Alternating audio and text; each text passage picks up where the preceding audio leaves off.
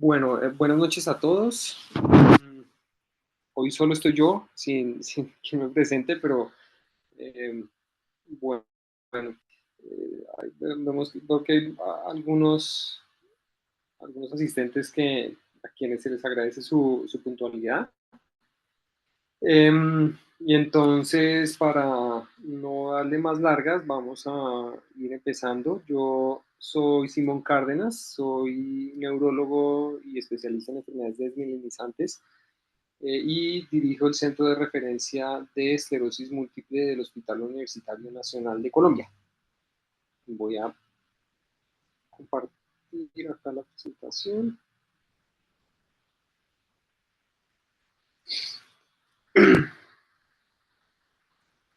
Y hoy, en el marco del mes de la esclerosis múltiple, que este año tiene como tema central o tema sombrilla el diagnóstico temprano y los retos en el diagnóstico, pues nos corresponde hablar de las neuromielitis óptica y la enfermedad asociada a la glicoproteína del oligodendrocito de la mielina, o el MOG, que son condiciones que están relacionadas desde el punto de vista fisiopatológico con la esclerosis múltiple.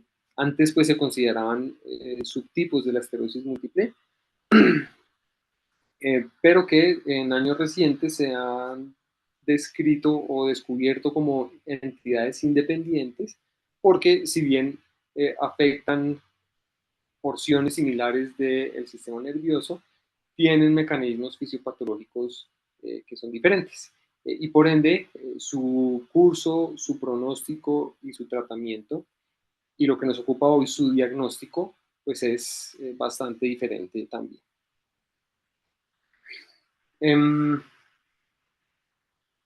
Como estamos en una charla dirigida principalmente a los pacientes, trataré de ser lo más conciso posible. Puede que haya algún término o alguna cosa que yo diga y que no se entienda claramente, así que por favor, si los asistentes que se conectan ahora, eh, pues los que están conectados y los que se conectan más tarde tienen alguna duda, por favor guárdenla, y al final tendremos un espacio para responder las preguntas. Entonces vamos empezando. Lo primero, digamos que tenemos estos, creo yo, 4 retos importantes en el diagnóstico de estas condiciones, y es que ambas, tanto la neuromielitis óptica como la enfermedad anti-MOG, son enfermedades raras. Las enfermedades desmielinizantes en nuestro medio de por sí son enfermedades raras, y estas aún más. Y eso hace difícil, pues, primero, que haya un índice de sospecha alto, y segundo, pues, que se llegue al diagnóstico. Con lo cual, estamos en riesgo, particularmente en lo que refiere a la neuromielitis óptica, de eh, tener recaídas que generan discapacidad. A diferencia de la esclerosis múltiple, en la que sabemos que hay recaídas que generan problemas y generan síntomas y generan discapacidad, pero también hay muchos síntomas y muchos problemas y mucha discapacidad que ocurren en lo que denominamos de forma independiente de las recaídas. En la neuromielitis óptica y en la enfermedad anti-MOG, son las recaídas las que determinan el grado de discapacidad, particularmente en la neuromielitis óptica. Y entonces, el tener una oportunidad de hacer un diagnóstico temprano nos permite hacer un tratamiento más tempranamente y prevenir las recaídas, que son las que en últimas generarán la discapacidad. Esto, digamos que no es algo que se intuye, que no ha sido plenamente confirmado con estudios grandes, porque pues estas enfermedades son de relativamente reciente descripción, pero pues uno piensa que cualquier condición que se detecta tempranamente y se trata tempranamente, pues en general tendrá un mejor pronóstico que en el caso contrario. Y uno de los principales retos para el diagnóstico de estas condiciones es que tienen manifestaciones clínicas similares, tanto entre sí como con otras condiciones desmielinizantes, principalmente la esclerosis múltiple, y también con algunas otras condiciones inflamatorias del sistema nervioso central y asociadas a autoinmunidad sistémica. Entonces,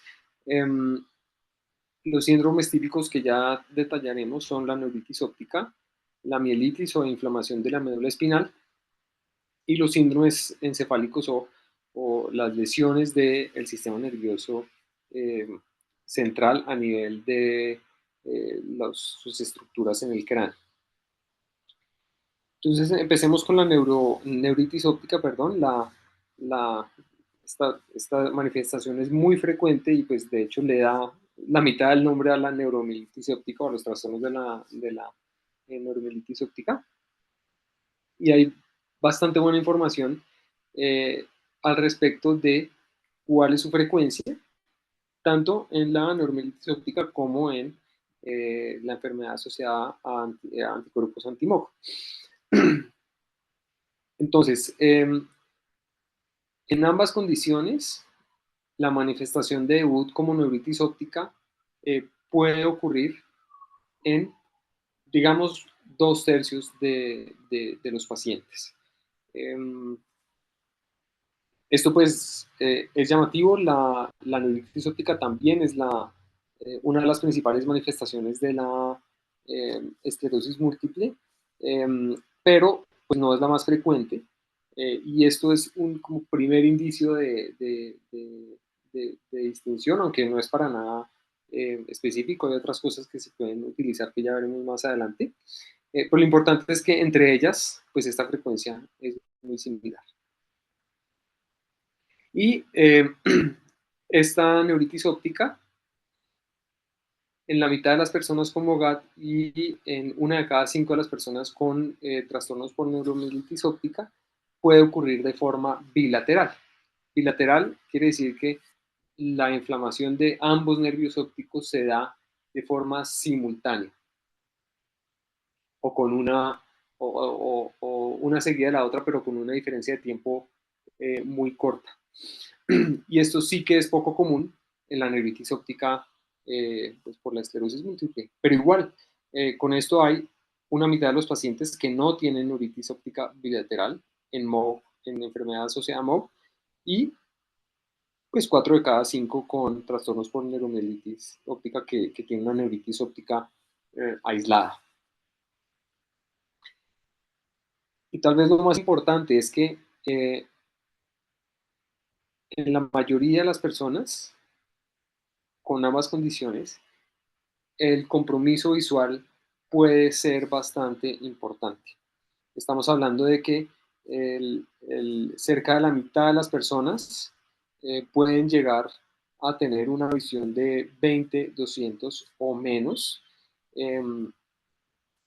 Para los pacientes que están viendo y que no tienen claro un poco esos números, 20/200 quiere decir básicamente que yo veo a una distancia de 1 metro con lo mismo, con la misma claridad que ve una persona sana a 10 metros, es decir, una disminución de 10 veces la claridad de la visión. Esto también diferencia estas neuritis ópticas de la esclerosis múltiple, aunque hay que decir que algunas veces se puede ver algún grado de pérdida visual así.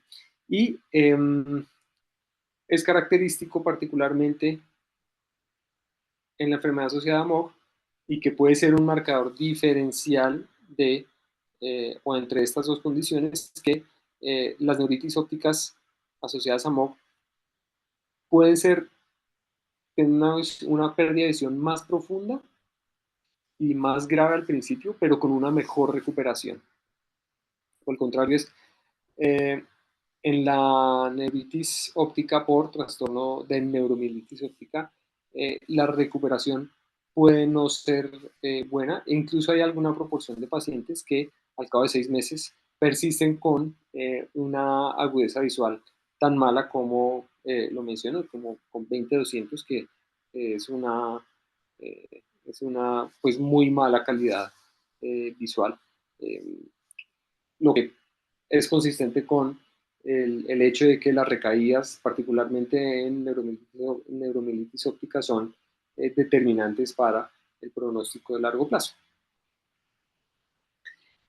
Entonces, neuritis óptica, en resumen muy común, puede ser bilateral, principalmente en MOG, y suele ser una neuritis óptica eh, grave.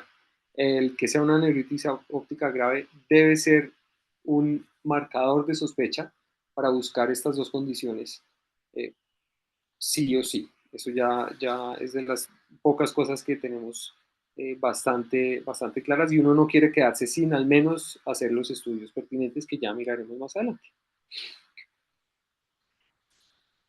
Y como siempre, pues traigo algunas resonancias. Como sé que el público eh, no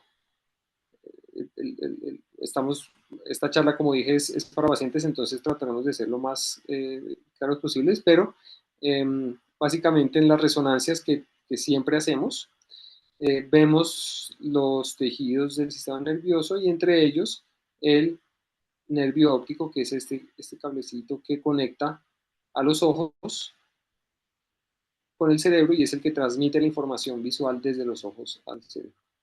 Lo que solemos ver en las neuritis ópticas por estas condiciones son, lo primero es que tienen una longitud bastante importante. Como ven acá, este nervio óptico está un poco hinchado y está tortuoso, eh, y está más blanco que en el otro lado. Y está más blanco porque pues está inflamado en una forma de neuritis óptica. Y cuando ponemos el contraste que busca o que se acumula en esos sitios donde hay inflamación aguda, pues lo vemos acá también como una eh, porción blanca, en donde pues no debería haber blanco, no debería acumularse en el nervio óptico normal. Entonces lo característico es que estas neuritis suelen ser largas y suelen comprometer varios de los segmentos de este nervio óptico incluso, y es muy disidente de la neuritis óptica por neuromielitis óptica, que afecte las partes más posteriores o de más atrás, esta región que llamamos el quiasma, que es donde se cruzan ambos nervios ópticos, y esta región que denominamos el tracto, que es ya cuando se juntan la información de ambos lados para ir más atrás a los centros de procesamiento del cerebro. Entonces, neuritis ópticas largas, profundas, deben saltar alarmas de estas condiciones, y su localización tiende a ser, aunque igual puede verse todo en ambas condiciones, tiende a ser más hacia la parte de atrás en las personas con neuromielitis óptica, y más hacia la parte de adelante en las personas con enfermedad anti-MOG. Una característica importante en las imágenes es que esta imagen que ven acá es como si tuviéramos el cerebro cortado de arriba abajo, como visto de frente.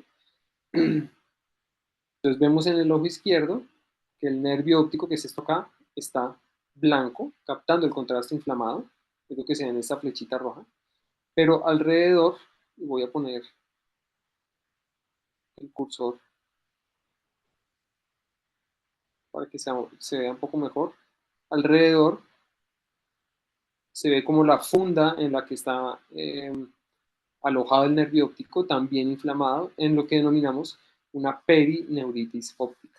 Esto es uno de los marcadores que apuntan a enfermedad por anticuerpos anti-MOG, aunque pues, no siempre se ve uno, y también se puede ver en otras condiciones, particularmente en condiciones infecciosas. También lo hemos visto en eh, neuritis óptica por trastorno de neuromielitis óptica. Así que eh, es una pista, pero digamos que no es en sí misma fuertemente concluyente de una de estas dos condiciones. Pasamos entonces a la mielitis, que es la inflamación de la médula espinal. La médula espinal, como sabrán algunos, es este cordón que conecta al cerebro con el resto del cuerpo, con las extremidades, con las vísceras, con la piel, y entonces trae toda la información sensitiva al cuerpo y lleva toda la información para la movilidad y también para ciertas funciones de las vísceras. Y pues como es parte del sistema nervioso, pues obvio se puede inflamar. Y acá, pues las frecuencias son bastante similares a lo que ocurre para la neuritis óptica. Importante que el compromiso profundo, es decir, eh, una afección muy importante con pérdida grave de la sensibilidad, pérdida grave de la fuerza, pérdida grave del control de esfínteres, puede ocurrir en ambas condiciones y puede ocurrir en una de cada 5 mielitis por cada una de estas condiciones. Lo que sí es que la recuperación suele ser bastante peor en las personas con neuromielitis óptica. Como lo he venido repitiendo, en estas condiciones y particularmente en la neuromielitis óptica, la discapacidad depende de las recaídas y estas suelen ser bastante importantes. Es de notar que lastimosamente hay personas que en su primera recaída pues ya quedan con secuelas bien importantes de por vida. Y acá sí no hay diagnóstico temprano que valga, pues porque pues igual esto es a pesar de un tratamiento antiinflamatorio en el principio. Así que bueno, un poco el mensaje es que si el déficit neurológico es grave, uno debe sospechar grave desde un principio o de forma muy aguda, debe sospechar uno de estas dos condiciones. Y pues nuevamente resonancias. Eh, Acá hay algún par de cositas que pueden ser características. Bueno, primero, una cosa importante es que las inflamaciones de la médula espinal por MOG y neuromielitis óptica suelen ser de una extensión bastante mayor que las de la esclerosis múltiple, que como he dicho, pues siempre suelen entrar en el diagnóstico diferencial. Y entonces, como ven, esta médula espinal, que es el cordoncito gris, acá se ve un poco hinchado, todo debería ser como de este color gris, entonces se ve un poco hinchado con una mancha blanca. Esta mancha blanca eh, va desde acá hasta acá y conecta con otra mancha blanca desde acá hasta acá. Esta extensión tan larga no la solemos ver en la esclerosis múltiple y tampoco solemos ver el aumento del diámetro o el grosor más bien de la médula espinal, lo cual es un fuerte signo de alarma. Lo mismo acá, vemos acá la médula espinal que viene para abajo y se ensancha a este nivel con una mancha blanca y esta mancha va desde acá arriba hasta acá abajo con una extensión de casi 3 de estos que llamamos cuerpos vertebrales, que es ya un signo de alarma. Y acá lo mismo, viene la médula espinal y se ensancha a este nivel, se ve tenuemente algo más de blanco, que significa que está inflamado, y acá está más ensanchado. Si quieren, si se alcanza a ver bien, se puede comparar el grosor de esta médula espinal, que está inflamada, con el de esta porción, que en este caso no está inflamada, y eh, se nota que es diferente. Y lo mismo acá vemos pues manchas blancas a lo largo de buena porción de la médula espinal. Digamos que en la longitud No hay mayor diferencia entre ambas, aunque por lo general podría ser más frecuente que haya lesiones largas en la neuromielitis óptica, aunque no es nada que los diferencie fuertemente. En estos dos casos tenemos neuromielitis óptica y en estos dos eh, enfermedad anti-MOG, y como ven, pues son bastante similares. Aunque hay un par de cositas que nos pueden ayudar mucho, y es que cuando se afecta la parte de más abajo de la médula espinal, que llamamos el cono medular, es algo que puede apuntar a la enfermedad por anticuerpos anti-MOG. Y también algo que acá lastimosamente no se ve muy bien, yo tampoco tengo imágenes propias para esto, de nuevo es bastante raro, y se ve como una H un poquito blanca, que es la hinchazón de las neuronas que en la médula espinal se distribuyen de esa manera. Esto se ha descrito como un signo que puede ser bastante específico de la enfermedad por anticuerpos anti-MOG. Entonces, si se afecta la parte más de abajo, apunta MOG, y si tiene este signo de H, también lo hacen así. Y la neuromielitis óptica también tiene su signo especial,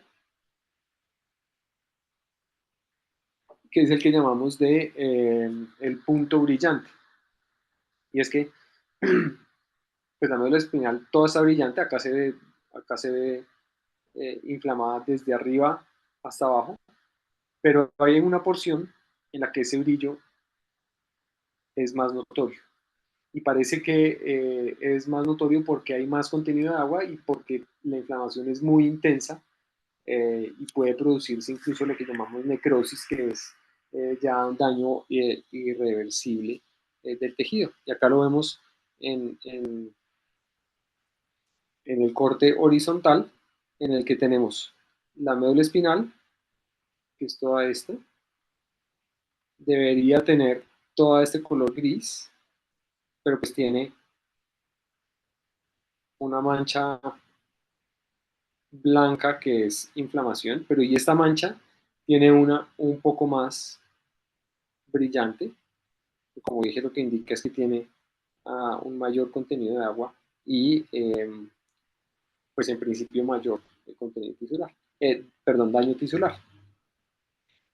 Este es un signo que no voy a decir bastante específico, pero apunta pues a que una inflamación de este tipo puede ser causada por neuromielitis óptica.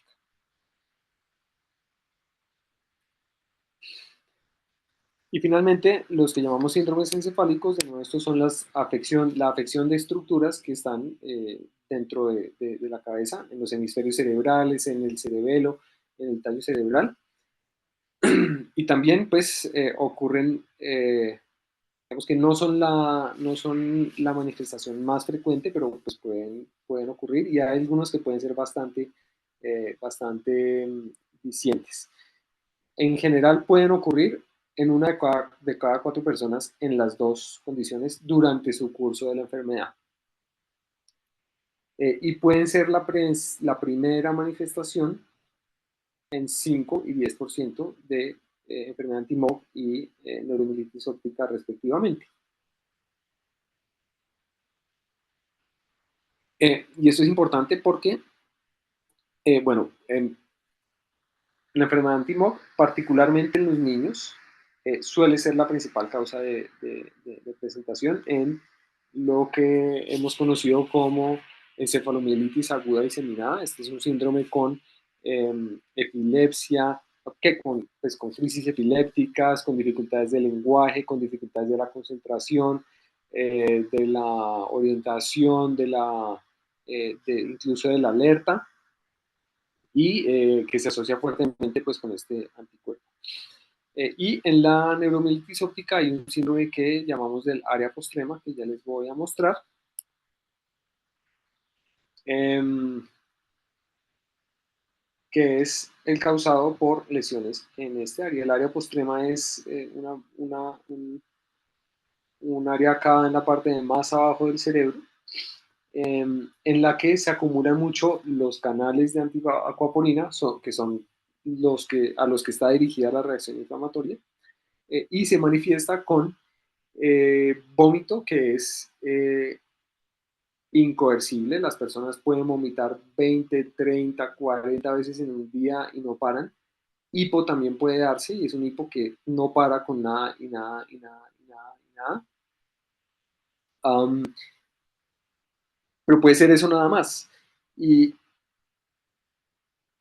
a veces, cuando no se sospecha el que el vómito y el hipo puedan tener un origen en el sistema nervioso, pues las personas pueden tener esto por días y semanas, y puede estudiarse por pues buscando alteraciones gastrointestinales que eh, pues, y pueden ser sometidos a una multiplicidad de estudios pues sin encontrarse nada, y quedar el diagnóstico en el aire. Acá vemos entonces esta manchita que se ve blanca, que es la inflamación de ese sitio, y la vemos nuevamente acá. Está un poco pequeño, pero bueno, se insinúa blanquito, que es captando el contraste, lo cual indica inflamación. Y puede haber lesiones muy extensas. Todo esto blanco que se ve debería ser de este tono de gris, y se ve blanco porque está inflamado, y esta es una persona con una enfermedad anti-MOG que tiene eh, un síndrome de encefalomelitis aguda diseminada.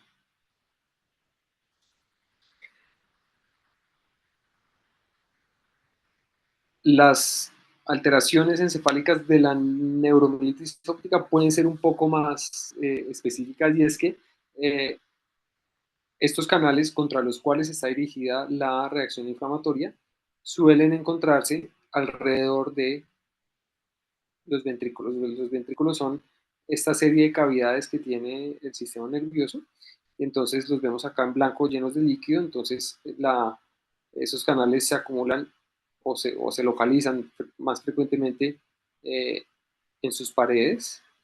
Por aquí hay uno que se llama el acueducto, eh, acá alrededor de estos ventrículos. Y entonces las personas pueden tener lesiones como esta, que están alrededor de este, que es uno de esos, o una parte de ese sistema ventricular, o acá, esto que se ve blanco, porque acá alrededor de este que se llama el tercer ventrículo están localizados esos canales. O acá, que es el hipotálamo, que también está conectado o en íntima relación con este ventrículo. Y estos son pues sitios en los que de presentarse lesiones pueden orientar al diagnóstico de neuromielitis óptica. Entonces acá hay una tablita muy resumida de las diferentes características que tienen estos tres síndromes en las enfermedades desmielinizantes: la esclerosis, que es la más común, seguida la neuromielitis y la enfermedad por Antimog. Entonces, si es simultáneo y lateral, como dije, no pensar en esclerosis, sino en las otras dos. Si se afecta, esto no lo dije antes, la parte de más adelante del nervio óptico, no pensar ni en esclerosis ni en neuromielitis. Si se presenta con dolor, pues no pensar en neuromielitis. Y la pérdida visual, como dije, suele ser más grave en las dos que estamos tratando que en la esclerosis múltiple.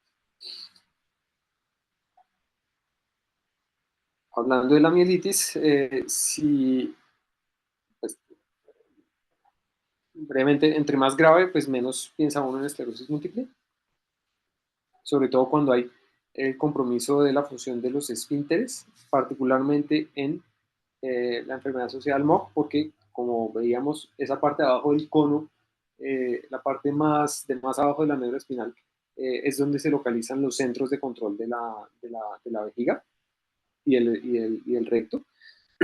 Y cuando suele haber dolor neuropático, puede uno pensar en la neuromielitis óptica, aunque pues, puede darse también. Esto es en el momento agudo. Ya crónicamente, pues todas las personas pueden tener algún grado de dolor neuropático.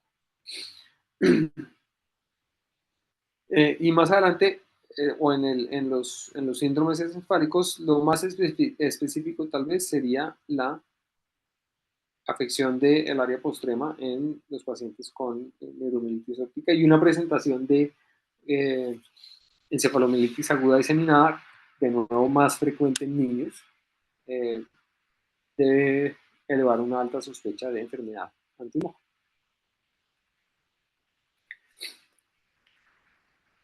Y estas son las características imaginológicas, como les mostraba, cualquier lesión que se acerque a la distribución de estos canales, que es esta rojita, debe hacer pensar en neuromielitis óptica, en nervios ópticos en la parte de atrás y la afección en un volumen grande en la neuromielitis óptica y en la MOC, pues de saltar alarmas. En la esclerosis múltiple, por el contrario, las lesiones son mucho más pequeñas, tanto en el cerebro como en el nervio óptico, como en la médula espinal, pues como se ve acá. Antes de seguir, esta charla va a quedar grabada, así que pues, estará disponible para el que la quiera. Entonces, como dije, particularmente para la neuromielitis óptica, la discapacidad depende de las recaídas y usualmente las recaídas tienden a agruparse en el primer año, en los primeros 6 meses principalmente. Así que un diagnóstico rápido y un tratamiento rápido podrá, o en principio, busca evitar esa segunda recaída, pues que igual puede ser bastante discapacitante. Y ahora el diagnóstico, pues para estas dos condiciones que son mediadas por anticuerpos, pues debe basarse en la detección de los anticuerpos. Y aquí es donde radica tal vez la mayor dificultad, porque los anticuerpos o los ensayos de anticuerpos, que suele haber varios, pueden ser difíciles de interpretar y sobre todo tienen posibilidad de no ser completamente fiables.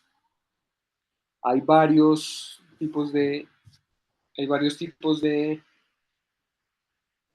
ensayos de anticuerpos. Los que mejor comportamiento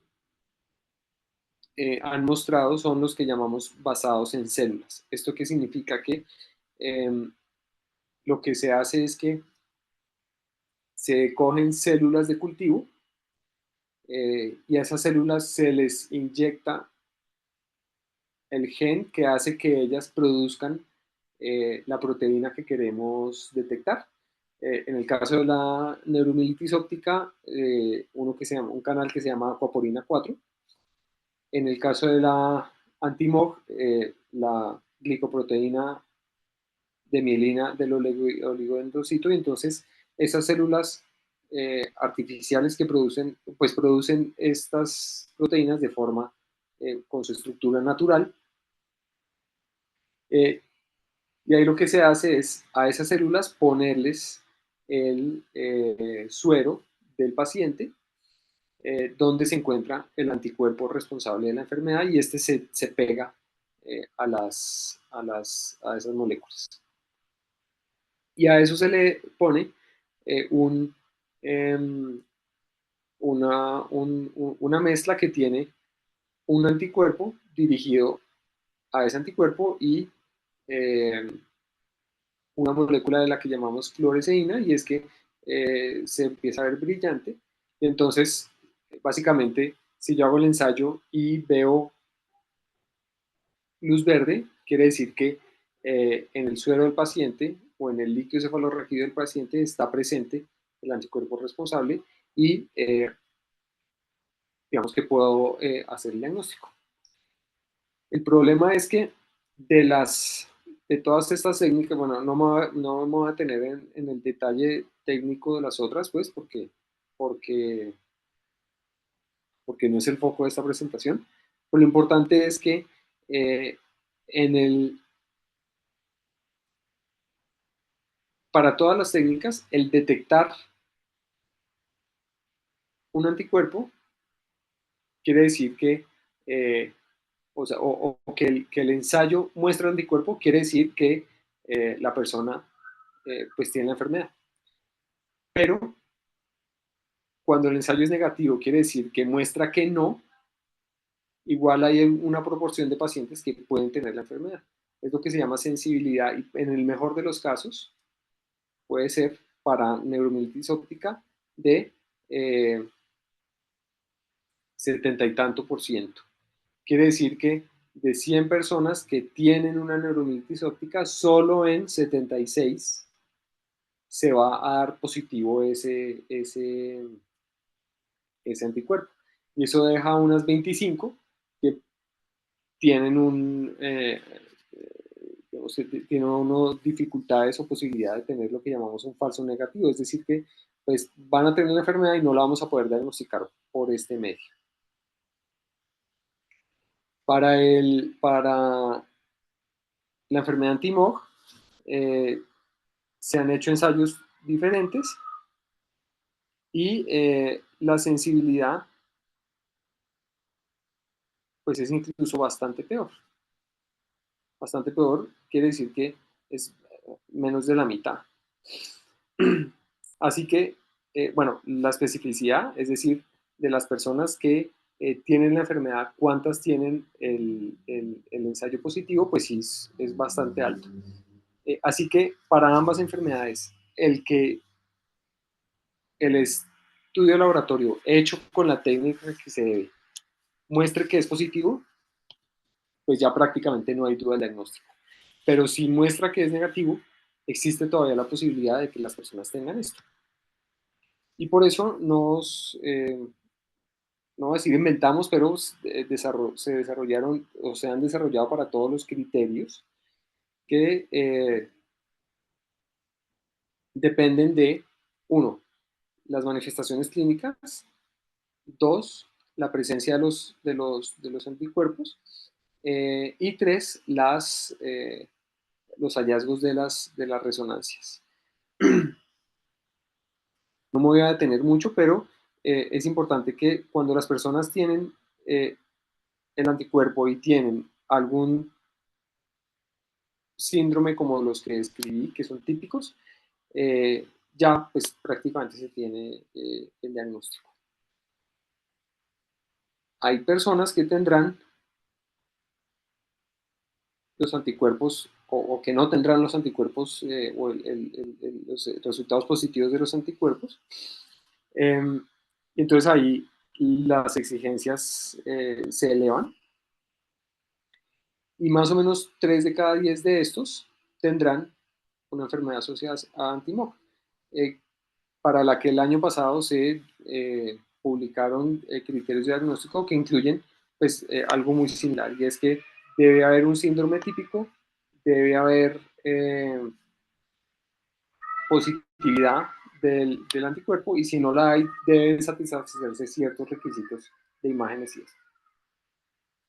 Y nos quedan las personas que no tienen ni uno ni otro, y es lo que llamamos doble cero negativos, que son personas que probablemente tengan alguna otra enfermedad que no hemos llegado a descubrir todavía, porque tienen muchas características, tanto bioquímicas como clínicas, que son pues, muy variables, y particularmente la respuesta al tratamiento pues no es buena, sobre todo el tratamiento de las recaídas. Esta es, eh, esta es un estudio de la respuesta al tratamiento de esa recaída inicial en personas que tienen eh, antimog, que tienen neuromielitis óptica y que no tienen ninguno de los dos positivos. Y como ven, la recuperación buena se da más en MOG, un poco menos en neuromielitis, pero bastante menos en los doble negativos. Y lo mismo, la respuesta al tratamiento es peor en los doble negativos, lo cual habla de que pues lo que dije, probablemente sea una bolsa en la que metemos a muchas otras patologías, de pronto algunas de ellas ni siquiera inflamatorias, y pues falta, falta sí, bueno, acá ya me van a sacar. Entonces ya para concluir, el diagnóstico es bastante difícil. Yo en 8 años que llevo haciendo esto, varias personas con neuromielitis se diagnosticado, ninguna con enfermedad antimóvil. Y es que eh, las, el índice de sospecha es difícil. Hay un par de pacientes que tienen manifestaciones clínicas que según uno lee, pues diría, este debe tener un antimóvil, pero pues lastimosamente no lo hemos podido confirmar con los ensayos de laboratorio de que disponemos. Y pues importante, como siempre, entre más pronto hagamos el diagnóstico, pues será mejor porque nos permitirá ofrecer un tratamiento pues más pronto y ojalá disminuir la probabilidad de discapacidad en el largo plazo. Con esto termino y pues muchas gracias por la atención, disculpas por los gritos que se oyen. Y bueno, vamos a ver si tiene alguna pregunta. Eh, Pueden escribirla en el chat y con gusto la atenderemos.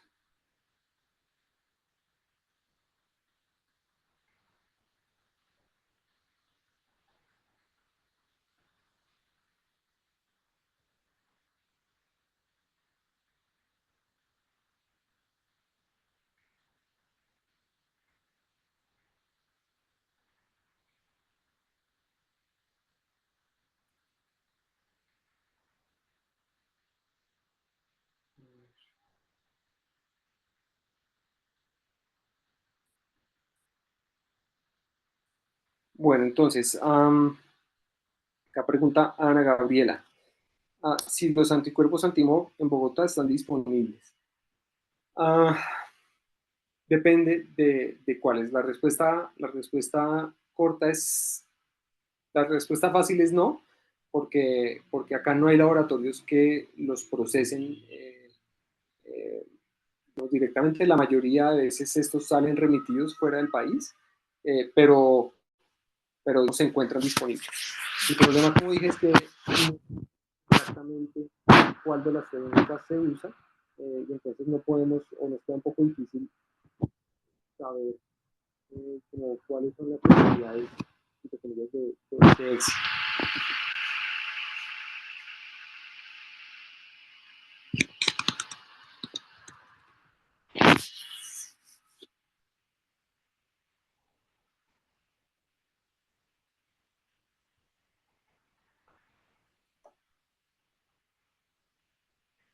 Ana Gabriela dice gracias y pues decimos de nada.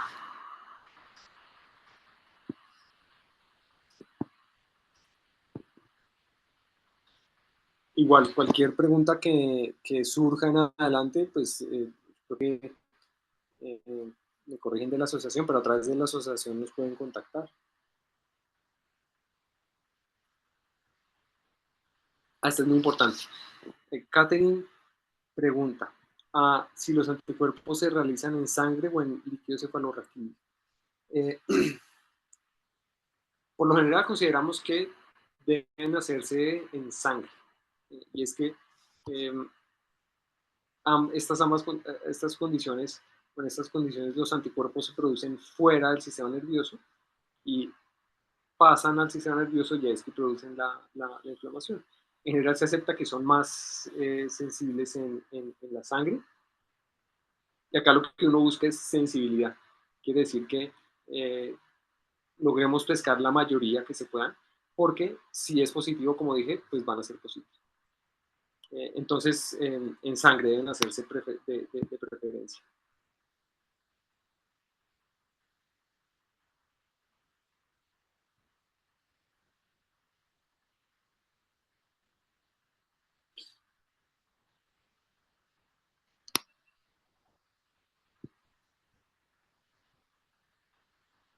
Y bueno, no sé, no puedo ver si nadie se está escribiendo.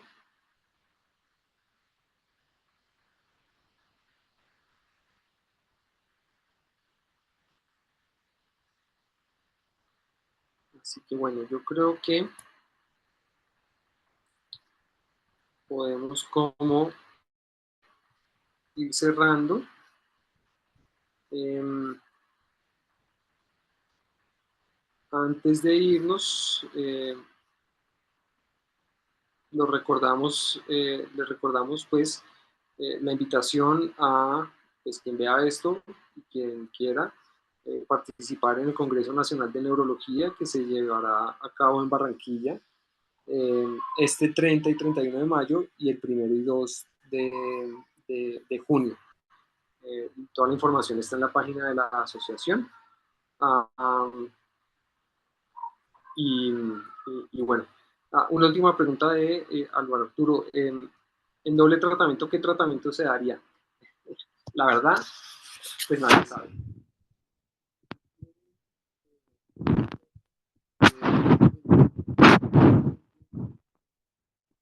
Una primera recaída y es así como sugestiva este síndrome y es doble negativo, se sugiere esperar. Doctor, discúlpeme, lo interrumpo. Somos acá del área de, Perdón, de ¿ya se manejo del escucha? Zoom. El micrófono se nos fue. ¿Podemos repetir la pregunta, por favor? Así. Listo, repito, que Álvaro Arturo pregunta en doble tratamiento qué tratamiento damos y la respuesta es que en realidad no se sabe. Lo que sugieren los expertos de centros que ven muchos de estos pacientes es que una persona que tiene una primera manifestación como estas y es doble negativo, la recurrencia igual es poco probable, entonces lo que sugieren es esperar. Y ya si se da una segunda recaída, a buscar algún tratamiento inmunosupresor de los que llamamos inmunosupresores clásicos como corticoides, azatioprina, uh, micofenolato mofetil, etcétera, pero en realidad no hay una guía clara al respecto.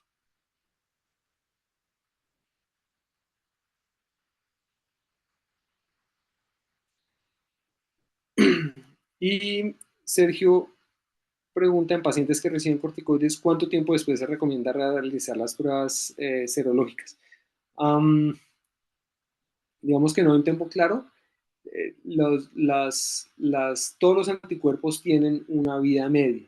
Vida media quiere decir que si yo pusiera un anticuerpo y lo inyectara endovenoso, encontraría que la concentración va bajando paulatinamente y más o menos disminuye a la mitad, que es la vida media, al cabo de un mes, y a la mitad de eso al cabo de un mes, y así.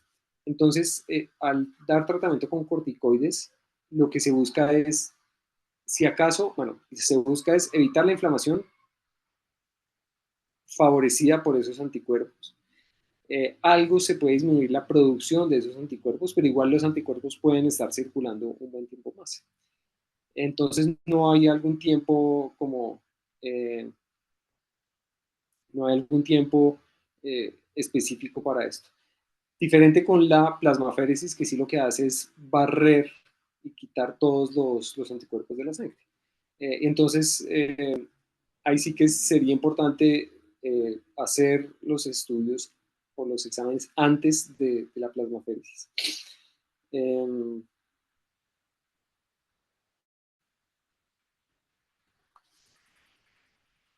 Entonces, pues eso, con corticoides no hay tiempo claro, con plasmaféresis ojalá antes de, y ya después es difícil porque pues la dinámica de la producción de esos anticuerpos no se conoce mucho.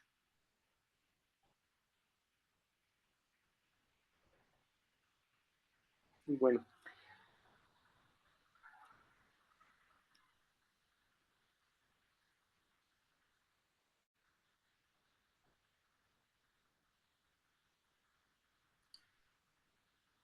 entonces yo creo que con esto cerramos.